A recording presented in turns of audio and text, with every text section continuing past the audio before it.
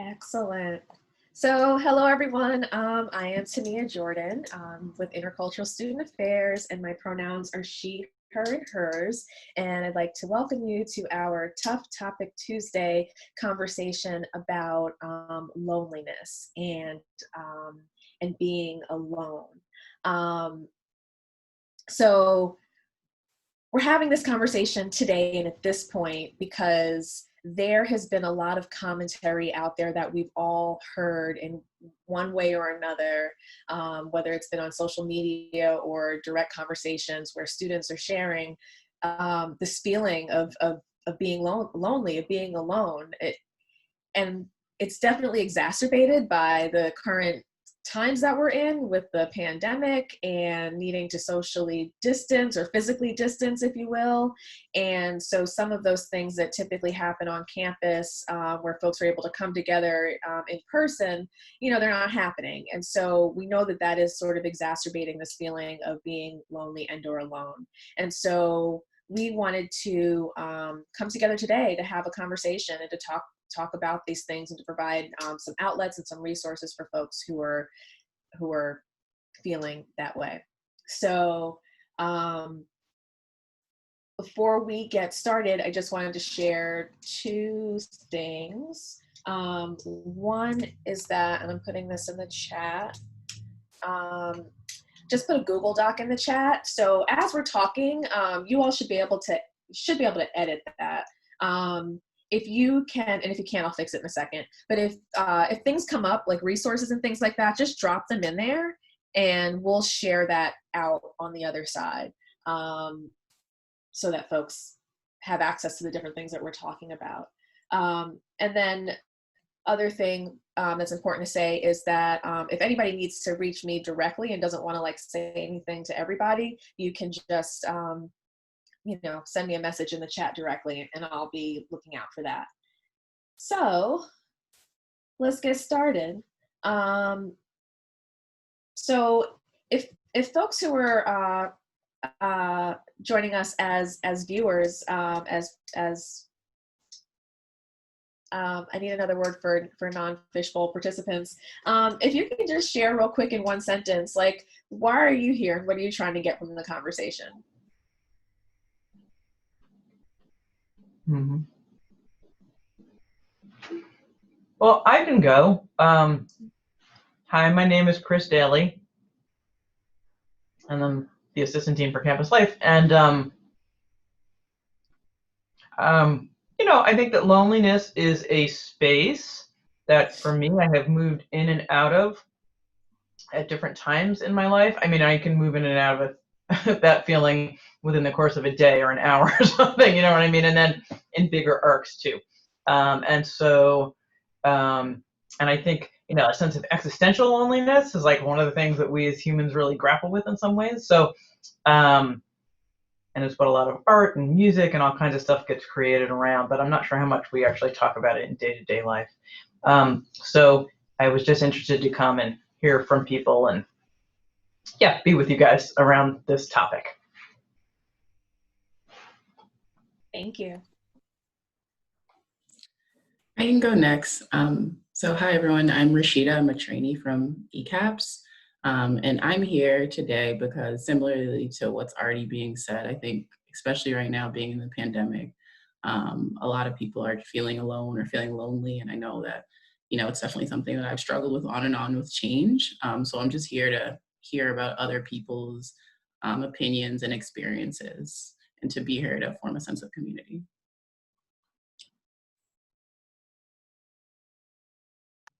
I think for me, I saw the event on Instagram and I was like, that seems like a good way to spend an hour. I think also just that obviously loneliness is something that everyone faces, but for me particularly, as a student leader who works with incoming and new students a lot, I felt like it could be really beneficial because I understand what my history with loneliness is, but I don't understand what other people's history is. So just being able to better serve my students.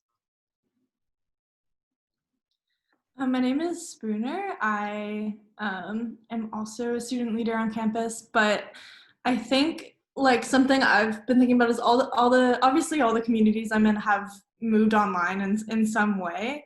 And it's been really interesting to see how people are making that work. Like a lot of the music community I'm in has formed this like action network via Zoom where we work together on different like mutual aid projects and stuff like that. So I think like I'm interested to see if there are any like creative ways that people in different communities are coming together outside of what brought them together in the first place. I think that's really interesting. I'm looking to see what people from other places and groups are doing.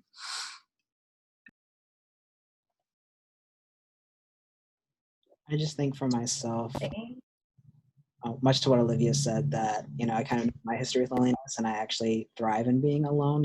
And though I'm not accustomed to ISO, but not being lonely, I just kind of want to see what other people's perspective is on it.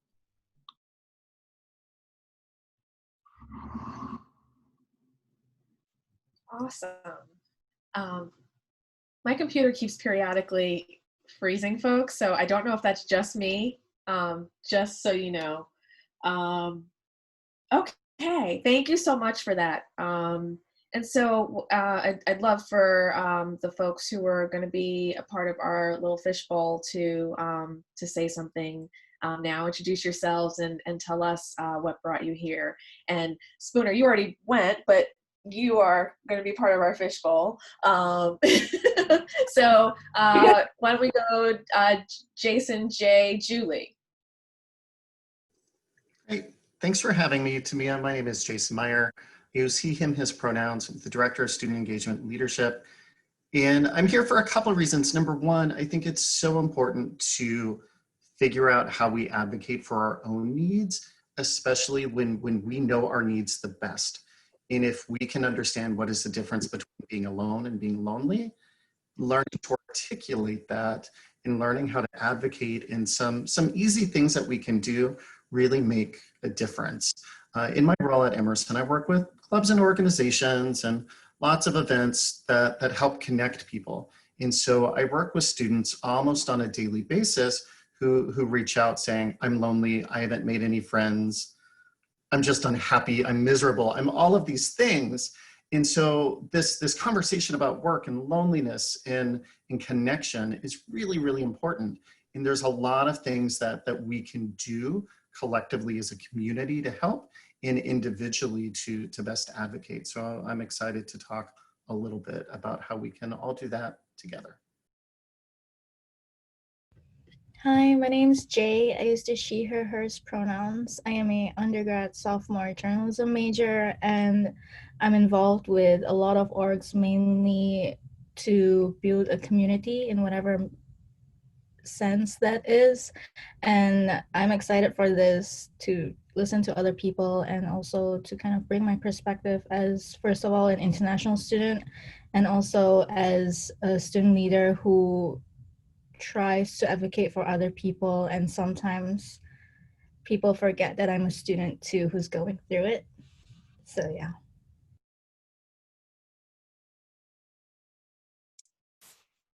And yes, I'm Julie, campus chaplain, and my pronouns are she, her, hers. And I think for me in this conversation, so much of spiritual life and my role in particular is about relationship and about building meaningful community, and not necessarily just like a surface level community, but like really getting deep into like our own motivations and what is meaningful to us, what is sacred to us. And so COVID particularly has just challenged that, and like all of our usual sort of tricks for doing that, all of our usual ways for building relationships and friendships and meaningful community. And so it's just been a theme that's been so much on my mind, and I'm excited to share thoughts and experiences I've had, but more importantly, just so excited to hear how other people are thinking about that. Yeah, thank you.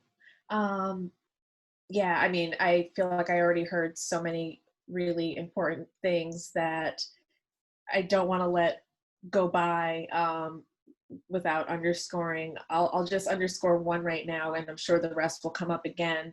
But when Jay said that being a student leader and but also going through it yourself, that is so important. I think that so many folks feel like that they are the only one, and that they are that they're doing a lot of different things, but they can still have those feelings. And so it's really important to acknowledge that, because I think that it can help folks realize that even in that experience, they're not alone, right? So I'd love for each of you to share, how do you distinguish between loneliness and being alone? And maybe can you tell us about a time when you felt lonely or alone, and talk about some of the ways that you resolved that, or what the resolutions were, if there were any.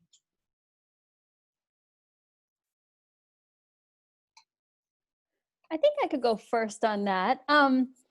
So the distinguishing factor between being alone and being lonely to me, and I think there's so many right answers to this, but being lonely to me shows that something is off balance for me. That, like, I think many of us have some kind of balance of alone time that's really rejuvenating and relational time that's really rejuvenating. And we have like different balances, each one of us. And the loneliness to me shows something is off from what my best balance is, or my most like thriving balance is. And one of my most profound experiences in recent years was right after I graduated from college. I lived in Mexico for 2 years. And when I first moved there, I really had zero existing relationships. And I had no one had any expectations of who I was either. There was no like, Julie, she's the one who sings and loves spirituality or whatever.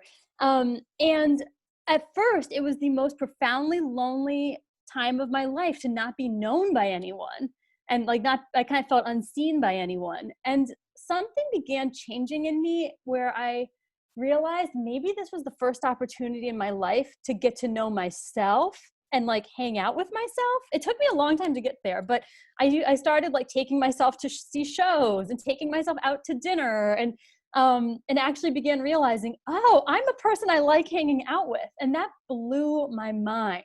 And in my most lonely times, that's what I go back to, is that I have myself all the time. And I didn't know I liked hanging out with her so much. So that's like a snippet of when I think about an experience of loneliness. And it was much more multifaceted and long than what I just told you. But that was a major insight that came out of it for me.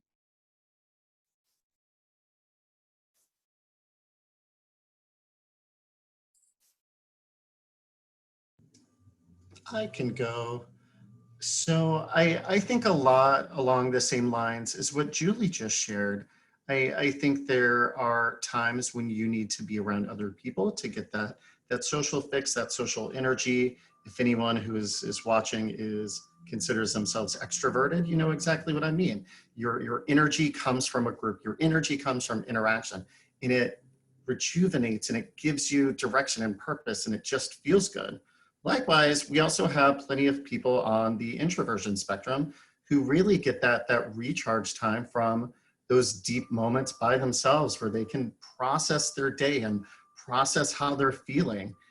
And what I think is really important is introversion is not an excuse for not connecting with other people. You just connect differently. Where an extrovert wants to connect with a lot of people, an introvert really values a deep one-on-one connection, or even, you know, a small little group of no more than 3 or 4. It's not an excuse not to get involved. It's not a weapon to be wielded saying, I can't do this, I'm an introvert. Well, no, that's not true. It's just, you need to think about it in a different way. And I think really embracing who we are and where we derive our energy and where we derive that feeling that I can push through can really help us. We all need alone time. I'm as extroverted as it gets. And I'll tell you that alone time is necessary at least twice a week, right? Just going rogue and taking a walk by myself, riding the T somewhere, going and shopping by myself, doing whatever, even if it's just sitting at home watching TV. We all need that downtime. And I think that the difference between lonely and alone is lonely equates that balance is wrong. Like Julie said, that you're not feeling connected to community in that your outreach isn't helping, right? So we also have to recognize that loneliness comes with a need for something, right? When you are lonely, you're pining for it. Whereas sometimes when you're alone, that's different. That's a choice. So it's really understanding those two different things. I think for me, like the times I felt the most lonely in my life were times when I was like actually surrounded by so many people, but I wasn't connecting on a deep level with anybody, and or I didn't feel like I was. I think a lot of it had to do with my mental health and that kind of thing. But like I'm thinking back to a couple years ago, I like really overbooked myself with commitments. I was in school, I was working, I was playing shows with my band, I was in all these different communities, but only a little bit, and I didn't really like sit down and like or really invest myself on any specific communities. I was just kind of like dipping my toe in everything. And like I think the difference between and then later, like during quarantine, like I was actually, you know, I was living alone for a time, and like but I was able to kind of like reconnect with those communities and like actually have communities with people.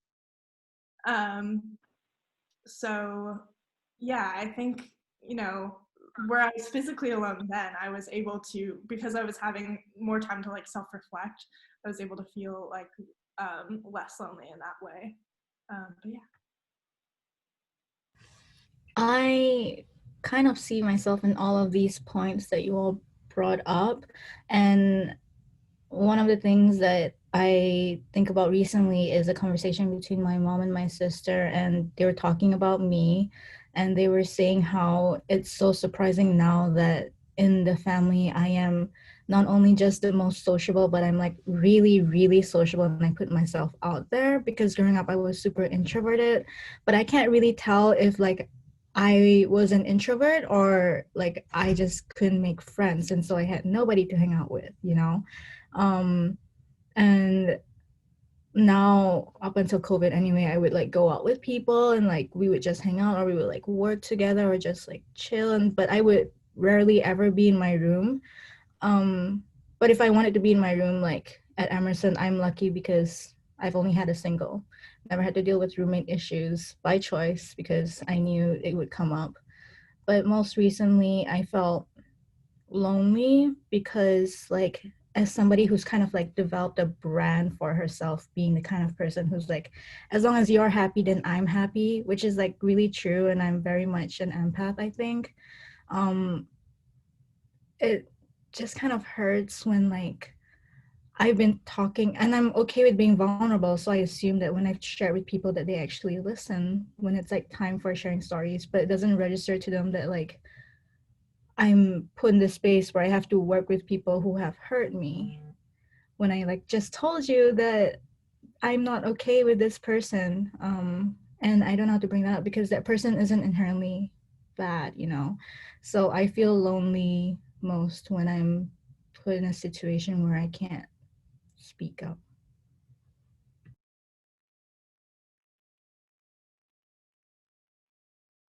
Thank you so much. Yeah, you all pretty much answered every single one of the questions that we have in your responses, but they were so thorough and also so helpful. I'm really happy that that Jason brought up the idea of being an introvert and an extrovert, and the idea that because you're an introvert, you don't need people. you know, we know that that is not the case. And so I love that that came out here. And then also the idea that that we've all shared, that we can kind of be alone even when we're at places where we are surrounded by people, and or feel alone even when we are surrounded by people who are in our sphere, who we know and love, that can happen. And Julie, your commentary about being in Mexico and the sort of things that you started doing for yourself in order to sort of try to combat and resolve those feelings of, you know, isolation and loneliness. That kind of brings me to my next question, which is, it's the beginning of the academic year and it's a pandemic, and we have a number of students who are brand new to the Emerson community. They're possibly brand new to Boston, possibly brand new to the United States for the first time. And so what are some of the tips and tools and tricks and thoughts you have for them as they're trying to navigate that experience?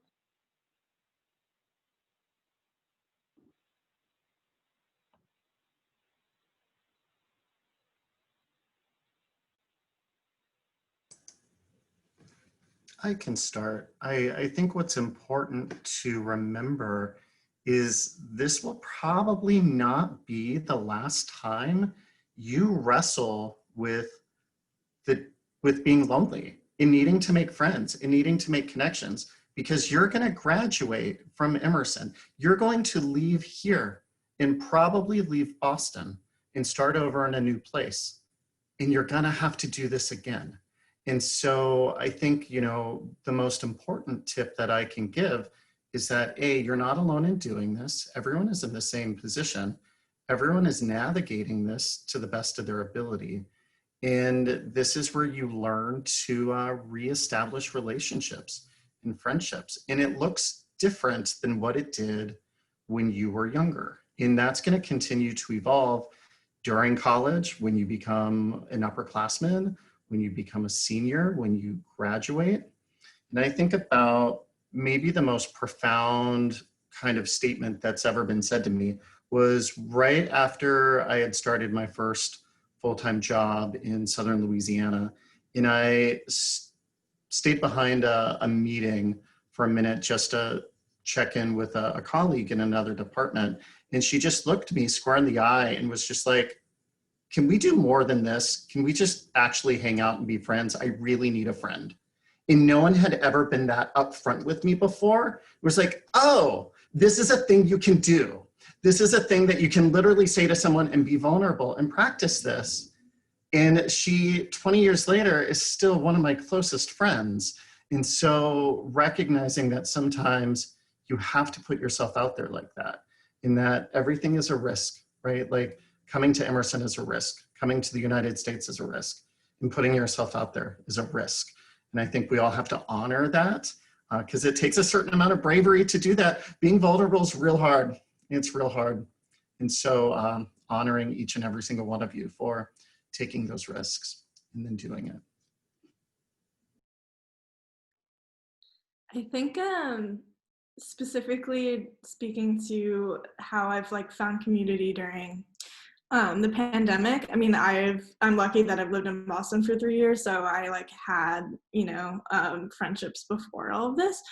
But like the things I've found that have brought people together the most is learning together. Like the Emerson Student Union has a book club going on right now, and it's been great to like read and then all learn together. But I know people have a lot of classwork going on. So the other thing is working on creative projects. Like, I don't know, it's been really cool to help folks out with like their individual project they want to work on, whether it's a publication, a radio show, that kind of thing. I think just putting yourself out there to try to help someone like help their vision like come true is like really powerful. And there's like so many organizations on campus that are working on things like that. So yeah, really just try to look for those opportunities to help someone out, to learn together, read together, all of that. I think for me, like, and I've said this to so many of you so many times today, like just throw myself into the community to find people from day one since I started Emerson last year. And I found a lot of people, and but particularly for international students, I know it's harder to even find people from the same nations. If, like, for example, I've only recently met one other Malaysian, and that to me was already very surprising. But then I would like hang out with certain friends, and I would bring other friends along when it was safe to do again. and my friends would make friends with my other friends. And I hope it's not one of those things where it's like they're leeching off of me and now I met you first, but now you're not my friend. But it's nice to just see these people getting along. And the other time I was hanging out with these two different folks just studying together. They've never talked to each other before, never even crossed paths, but one of them was struggling with an assignment. So we just started like spitballing together and just vibing. And I guess that kind of kept us all like grounded and like connected as Emersonians because we all have such different experiences. So I would say number one, if you're comfortable just getting into the community and getting involved in orgs, but also recognizing that sometimes there are spaces that aren't meant to be inclusive.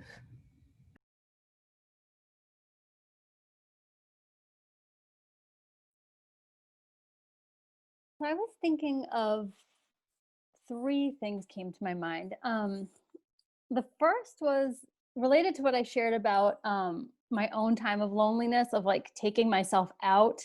I think for new Emersonians, that could be a really great thing to do, is like taking yourself out on a date, almost like go visit, some place like the North End or, whatever.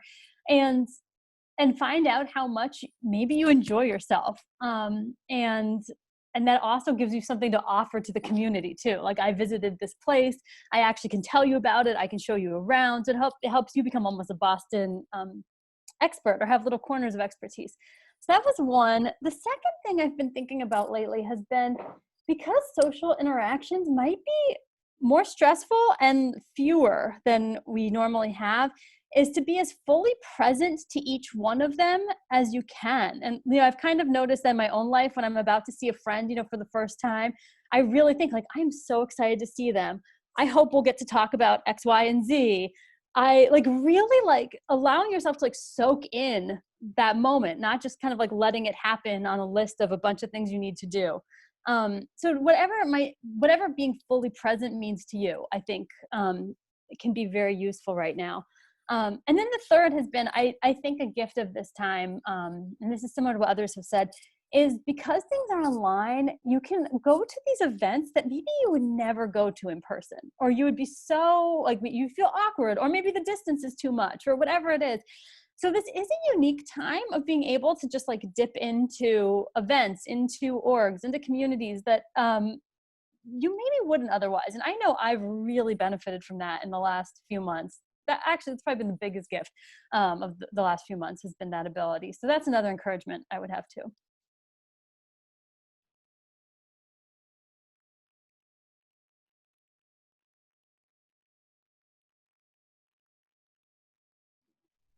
Tamia, we can't hear you.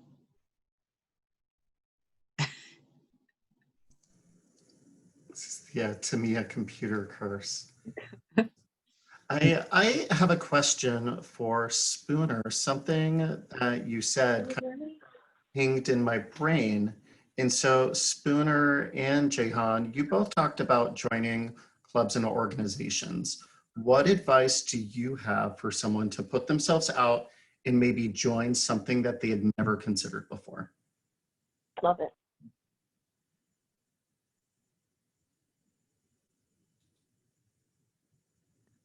It's not as scary as it seems, because every organization I know is like really wanting new members, and they're really wanting to get to know new students that are coming in. So like,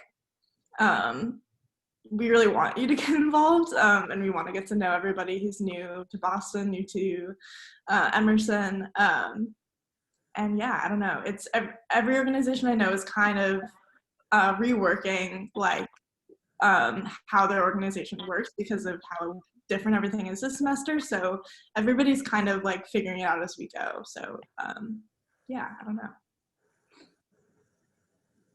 I think for me it's just like encouraging a togetherness, like again specifically for international students. It seems like there's very little representation, but I know of a lot of international students who just are so involved but with things relating to their major, and but then they would also like sometimes confide in each other about how like these like production sets or wherever are not inclusive, and like they do not feel seen, they do not feel heard or valued. And I would be like, well, you know, where's one place where you can share that? EI. Like we all go through that, and if you really want a space to like feel safe, like we're here for you. And I guess it just boils down to just really building that trust first, person to person, and then when they really understand where you're coming from, you can also just like slide in that like you're an org leader and stuff. So something I want to throw out for just the sake of saying it, that is running parallel to what the two of you just shared with, is I think there's the other side of this, which you kind of hinted at, Spooner, that orgs need people, and they need new energy, and they need new excitement and new voices, and they need to make sure that they're always growing. And I think a lot, and this is so cheesy, so forgive me, I think a lot about the TV show The Good Place. In particular, I think about the phrase that is heavily one, and that is what we owe to each other, right? And I think as a community, we all play a role in each other's well-being. We play a role to creating what you're talking about, inclusive, accepting communities, safe production spaces, safe, theatrical experiences, safe editing rooms. That's you all owe that to each other. And truly to create this space where no one feels isolated, we owe each other something. And so what is the responsibility that each of us are taking on for our community so that we can kind of move past whatever issues and trauma that's out there, because it's so hard, and we have to see it, we have to say it, we have to own it, and then we have to, all of those things. We owe each other's past, we owe each other's experiences, all of it. And I think that we truly cannot be together unless we are doing that together. I love that. I think that can you hear me? Yes. Okay. I love what was shared. That was a great series of questions, and I think that is a great call in to everyone to be a part of creating a community where folks can be fully present, where folks can be truly authentically who they are. And certainly we all play a role in that. And within our sphere of influence, we need to start there and work our way out. And so I always appreciate, lifting that up and just raising that as a way forward, as an important way forward. Yeah, so there's just so many approaches that were mentioned. And I won't underscore all of them because we're getting close to time, and I want to give folks a chance to just sort of share maybe some thoughts about what they've heard. So maybe let me ask two quick questions. One is, actually, no, I'm going to ask one question, and I want anybody, including the folks who are watching the Fishbowl, to share their response to this. And that is, at what point should someone seek resources? Should somebody go to ECAP? Should somebody visit Spiritual Life? Should somebody, if they're struggling and having a hard time?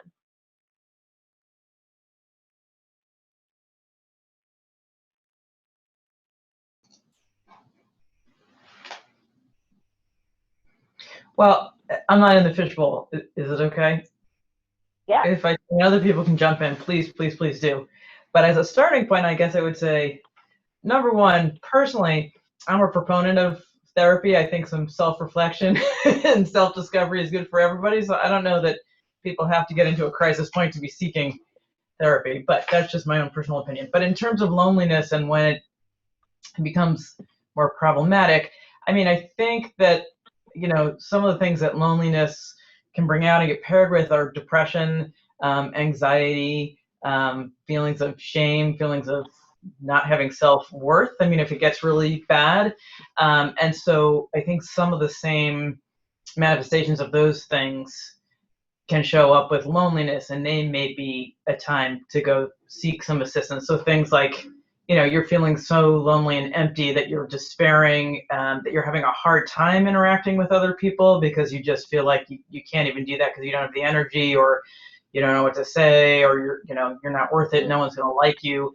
Those kind of thoughts, I think, if they're persistent over a period of time and they're significantly affecting your ability to just go about your day to day, I think that can be a good bar. Because again, we're all going to have periods of time when we feel lonely, but where it's really impacting our ability to get through our day, to get out of bed, to get out there and do what we need to do. I think that's a time to seek out some assistance. And even before it gets to that point, if you really feel like it's starting to head in that direction, I think, and you're not seeing ways out of it, avenues out, you're not seeing points of connection, ways you can take some swords, I would say that would probably be a good time to find somebody to talk to. I look forward to hearing other people's thoughts on that. Just to piggyback off of that point, I agree. I think when there's feelings of just low worth, that's definitely a time to do it. And I think even before that, and you also mentioned this, when there's this feeling of not really having a way out, or maybe not feeling able to think of ways to kind of move past the loneliness on your own, is when there's a time to reach out. Sometimes people can do that with friends, sometimes, ECAPS or therapy is another mode to do that. But I think really when people are sort of lost and at a stopping point where it doesn't feel like they know their next step, or it doesn't feel like if there's a clear path forward, that's a time to really reach out for resources and to know that you're not alone and that there's other people to support you.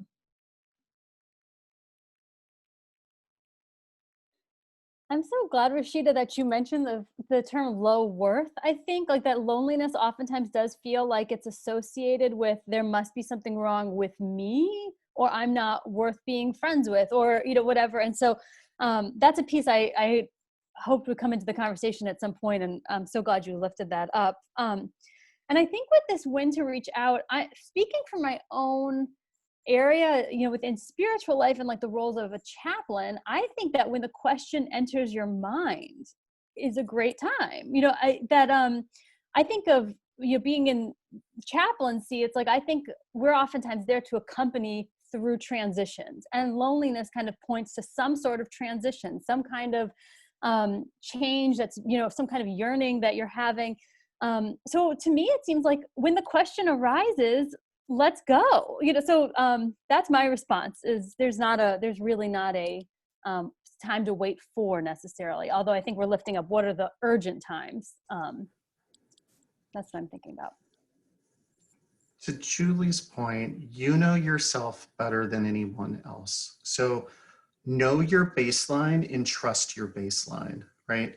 The minute that you're like, oh my gosh, I'm not at my baseline and I need to do something, is the right time, right? Trust your instincts, trust your gut, and don't be afraid to advocate for yourself, because advocating for help and going to see someone, say at ECAPS, is really taking stock and ownership of you, your resources, and your potential. You're doing that so you can be your best. And that is right now one of the bravest, most important things that you can do. You want to rebel against all the craziness that is happening in our world right now. Take good care of yourself so you can do something. And that includes paying attention to our own baseline, knowing when to ask for help. Doing all of that, I think for me, like the biggest red flag is like if I can't stop thinking about it, whether it's about a specific issue, which then like I would reach out to specific resources ideally, or if I just like can't stop thinking about how unwell I'm feeling. Like today I woke up and I was just like not it, like I finally could not take it and I took a mental health break. But I'm still struggling because of a lifetime of like having to overcome things at my own accord. Like I am still struggling with reaching out for help, but I kind of like berate myself when I feel that, because I'm like, as an RA and a community leader, if I know somebody else was feeling this way, would I like let them just go through it? Like what would I tell them? And I know kind of what I should be doing, but I guess it's a bit of internalized ableism. I don't feel comfortable reaching out to ECAPS yet, or just like talking to somebody of a more like authoritative position about these things, which is also ironic because like I'm studying psychology and my sister is a psychology major and she's like, please get help. So I try to find other ways I can like navigate these hardships however I can until I find that courage. Like I called my friend up last night before I fell asleep and I ranted and like I've been feeling pent up, but when I started talking, I didn't realize just how much weight I was carrying. And then when I canceled all my classes today, I called her up again to like ask her for a reassurance that I'm doing the right thing for myself. So it's kind of things like that, but also like I'm fortunate because I have somebody I can trust to that level and she was available. So kind of that, just like starting with whatever resources you have on hand and really leaning on your support systems, and hopefully they can also point you to the right people.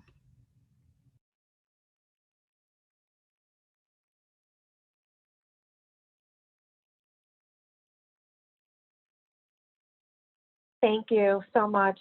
All of that was just really important and really, really incredibly powerful. Yeah, there's so many approaches that folks can take. And certainly when I love the idea of that Jason shared about, you know yourself best. My answer to that question was know thyself. The ancient Greek aphorism or that we learned a long time ago in like 5th grade. But I think about that pretty often because that's the truth. You know your own baseline, right? And so you know when it is that you need to you're going in a direction where you might need help. And or I love Julie's approach too, sharing that when you ask the question, like spiritually, that is as good a time as any to start getting help and speaking to people, etc. And speaking to people can mean anything from going to ECAPS, talking to a friend. I love the various things that folks share, going out on a date with themselves or taking themselves out on a date.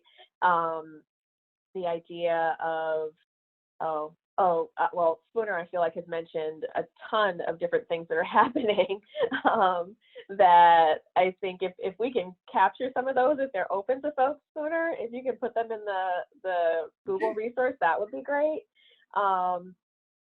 And yeah, but so many great things were shared today. Thank you so much. And I just also want to say that we've only sort of like skimmed the surface of the idea of friendship. We've been talking about being lonely and being alone, but we haven't really talked about friendship. And that's its own thing. It's related, but it's also its own entire thing.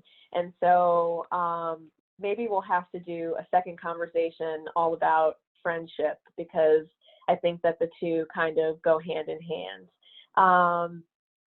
So let's see. Before we close out, I just wanted to ask folks, and this is anyone and everyone who wants to share, do you have anything to offer or any sort of last words to share about the topic and or what you've heard today?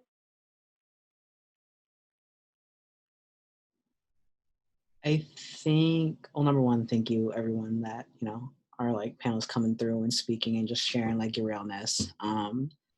For me, I'm thinking about this concept of loneliness and how like the opposite of dealing with lonely is to like get involved in so many things and like, do XYZ instead of maybe addressing that alone portion a little bit more. And so for me, I think the reminder that I'm taking and that I just want to say in voice is that like you're a universe all your own, and not everyone deserves your time and energy. And the people that do, like, that they do. Like, that's why it's that one person that you can call up, be like, look, sis, I need to tell you some things, okay? Or it's like that small select group of people that you know that you can go to, that you're not just dipping your toes in, but that you can actually be around. Or, you know, even the things that you find and love about yourself. I'm just kind of taking pieces that everybody has mentioned. And so I think part of that recognition of self-love and dealing with the loneliness and being alone is that concept of like, not everyone deserves your time and energy, especially if you know that you're like one hella dope human being.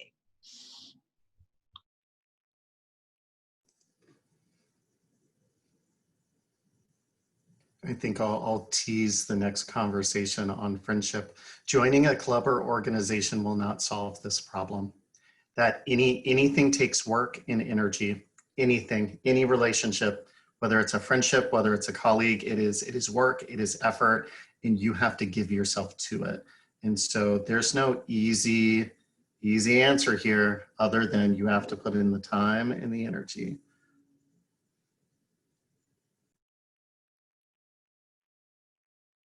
One thing that Julie said toward the beginning about like balance and spending time with yourself really kind of struck up this conversation in my mind. I'm a really big supporter of using your love languages in platonic relationships.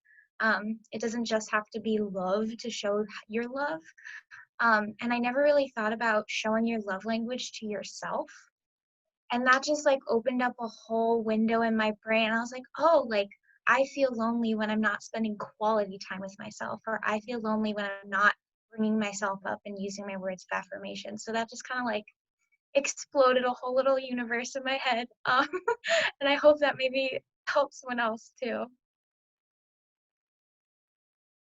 That was beautiful. Just want to say, yeah, for sure. Like I love giving gifts and I love cooking for other people. And recently, I've been spending more time alone, and like I like put on an album and I like create like a fancy meal for myself. And I'm like, yes. And then like that loneliness kind of goes away, and I enjoy being alone.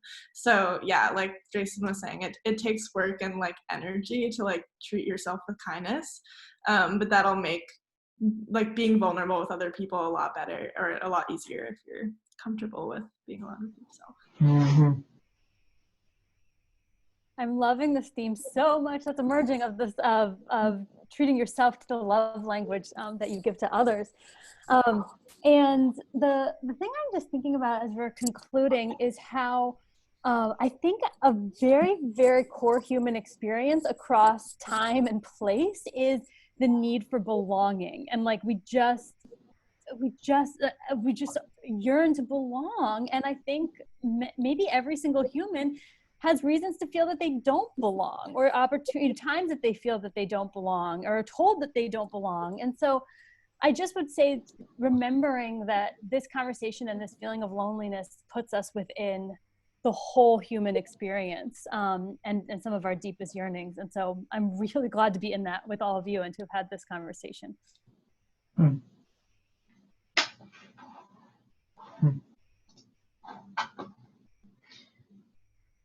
Well, and as a lapsed musician, I would just say that music can help. If you're really in a lonely spot and you know, music can help set a mood in any direction. But if you're really in a rough place, yeah, that's right. Put on something upbeat. It really can change your brain chemistry and your body chemistry. Yeah, It's so right. true. Whatever it is, it doesn't have to be upbeat. Just whatever you're needing at that moment. Yeah. Or I mean, or get a little aerobics in if you can do that in some way, shape, or form. Get outside a little bit. All of those things. So does anyone else? You all are frozen on my screen, even though I can hear you all well. So does anyone else have anything left to say? Okay, because I don't want to cut anybody off if you want to speak. This was really great, y'all. So many amazing nuggets here. I'm gonna go back and like listen to the conversation and like pull the nuggets out, and if you all want to do that too and throw them on that resources sheet, that would be really great, because I think that this can be really helpful for folks who are out there. So really, thank you all so much for coming and giving of yourselves and sharing in this way. You're each so wonderful and beautiful and powerful, and I would love to get this group together again just for that part 2 conversation. And I mean, everyone. So stay tuned. Oh, that's what I wanted to tell you. So next Tough Topic Tuesday is currently scheduled for Tuesday, October 6th at 12 p.m. And it's going to be on the topic of cancel culture. Dun, dun, dun. So we will be preparing for that and talking to folks and getting folks together and involved. So thank you all so much. I hope that you have a great rest of the day. And we'll send you the link to this when it's posted and everything. And we'll also get it out there. Please share it with your friends when on the other side of this. Tell them how powerful this conversation was. Tell them about the nuggets of wisdom and tell them that they should listen to it. So please help get it out there. We'd appreciate that. Thank y'all so much. Thank you. Thank you. Over and out. Thank Thanks, you. everyone. Bye, everyone.